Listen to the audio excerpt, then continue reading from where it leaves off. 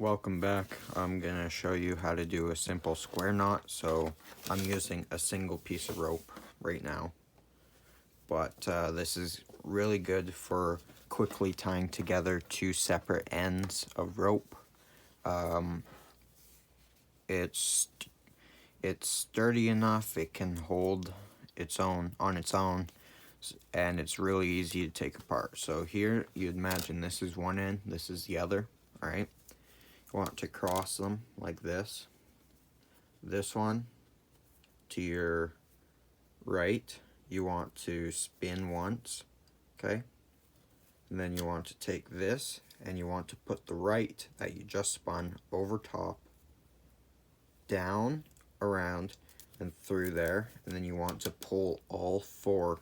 So this, you want to pull this and this together, and the end and this together, and there's your square knot. I don't know why it's called square knot. It doesn't look too square, but it's not gonna come apart. And take it apart.